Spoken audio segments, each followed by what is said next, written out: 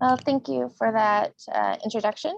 Give a little bit more context to who I am, what I'm doing. I've been on the JET program for 4 years now. Became the prefectural advisor last year. And so I'm not teaching so much in classrooms anymore. But for the first 3 years on JET, I was teaching at 2 senior high schools in the Kyoto area. I've also been involved with JELT since 2019 and ALT training online since this year. So like Jackson said, busy, busy, busy, but it's all very good. So when I was at the schools full time, I had 2 schools, my base school, my Monday, Wednesday, Friday school, and I had between 7 and 10 different classes that I would get to teach and various sizes of class. So between 15 and 35 students. I would say they're pretty low level. It's not most people's first choice of high school to get into unless you're there for the sports program, but very active Genki students. And I would usually get to see each class between 3 and 6 times per term. So when I had the special class with them, I got to be T1, and then they had their regular classes with their JTEs daily. At my Tuesday, Thursday school, it was mostly the same, a little bit more regular class sizes and slightly higher ability. Still not super high, but maybe a step up, a level and a half above where my big school was. And so after teaching kind of one-off classes, like, hey, Chelanna, can you do a lesson on past participles? Sure. Or like, hey, sensei, I thought about this idea for a Christmas lesson. What do you think about that? Sure. I kind of got honestly a little bored and I felt disconnected from my students. And I couldn't really, because I didn't see them that often each term or throughout the year.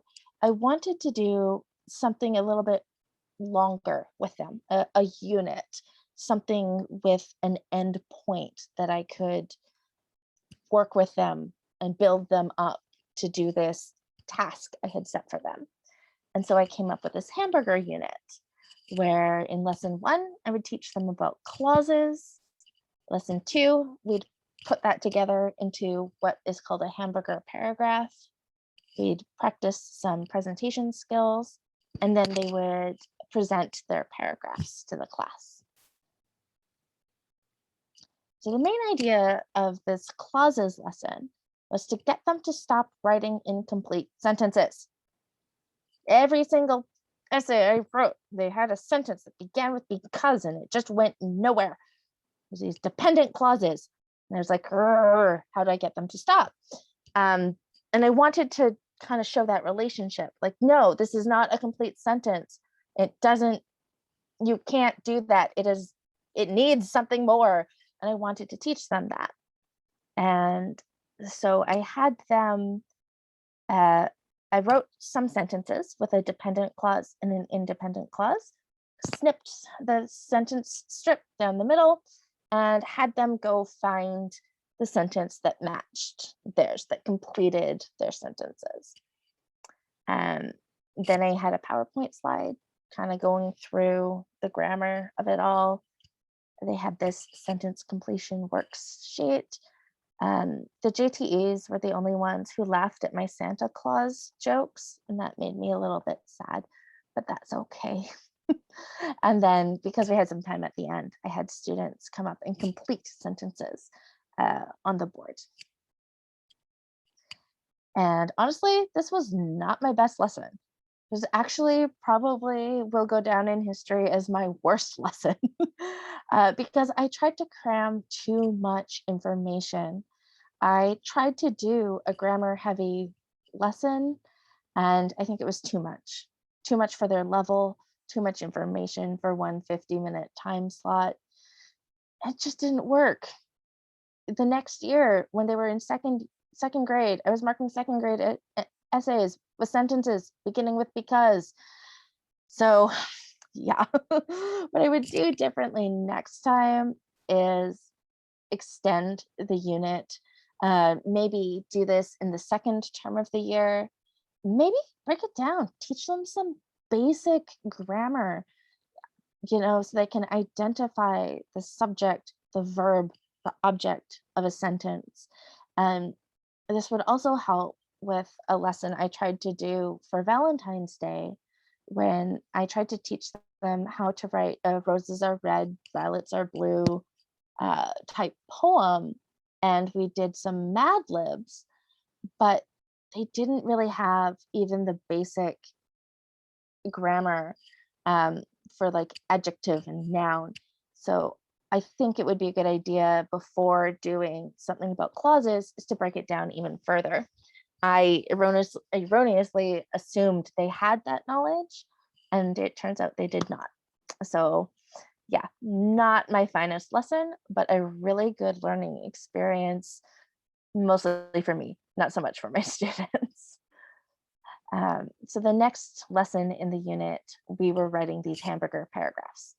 If you don't know why it's called a hamburger paragraph, if you're not familiar with that term, it's because your topic sentence is your top bun and your conclusion sentence is your bottom bun. Put them together. You need both. They're both important. They're both basically the same. They're both bread, two halves of one bun, but they're not exactly the same. A hamburger with two top buns, kind of weird, kind of hard to hold. Hamburger with two bottom buns, you don't get that nice fluffy goodness of the top bun. Slightly disappointing. And your supporting sentences are your fillings. They're your tomato, your ketchup, your avocado, your meat or vegetarian substitute.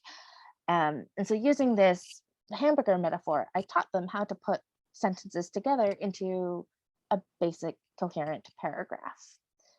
And that lesson looked like some sentences in a paragraph puzzle they had to put together.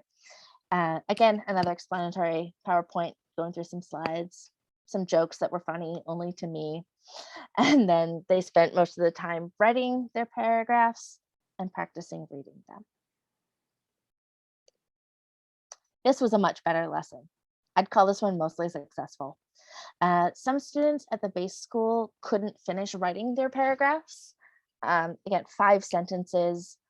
We had like about 30, 20 minutes to do it, and they couldn't finish in that time. So they took it home as homework.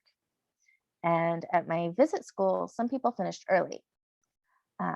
So while this was a good lesson, I think next time I would provide more activities, some more stimulating things to keep the early finishers busy while the slower ones finished writing their paragraphs. Then we had a lesson on polishing up our paragraphs. I realized I was spending a lot of time marking papers. So I had like 540 students. That's 540 paragraphs to mark and fix. I spent a lot of time doing it. Luckily, I enjoy it, but I don't actually just mark papers for the sheer joy of doing it. I do it to help students write better, not for them to just shove it in their bag. And so part of my motivation in getting the students to write, to apply the corrections I had made, was just because I saw that that wasn't part of the process that they were getting in their other classes. And I saw my hard work being shoved into bags and forgotten. Um, and so that was part of what I was trying to do with this paragraph, polishing up lesson. So they applied my corrections and they practiced their paragraphs. Very good lesson. They ended up practicing with me, which isn't exactly how I envisioned it. Next time I would probably have I would try to build in some peer evaluation as well as my own corrections.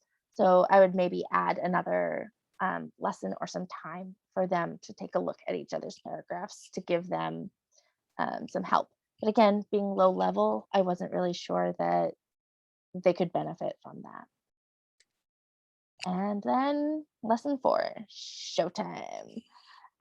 So we had sometimes 40 paragraphs to get through, and the students would evaluate each other on a 3-point smiley scale from meh, good, yay. And that is what we did.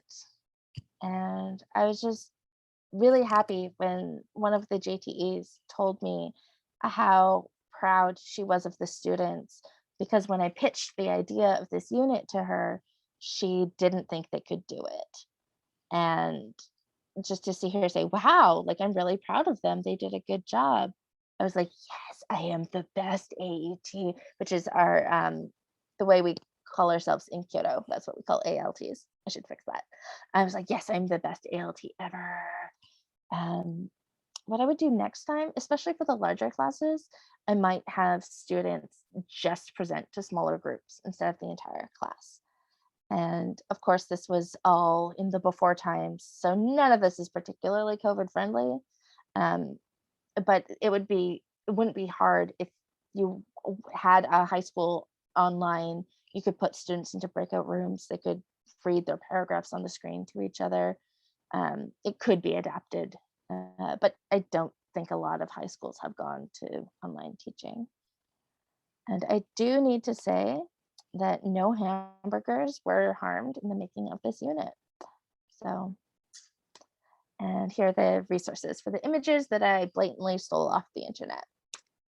And that is my presentation. Do we have time for some questions?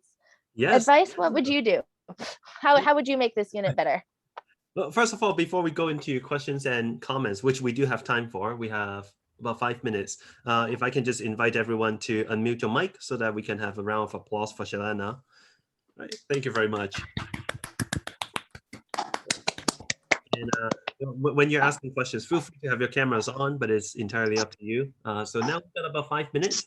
If anyone has any questions or comments, or like she said, even advice on how to improve on them, please feel free to share.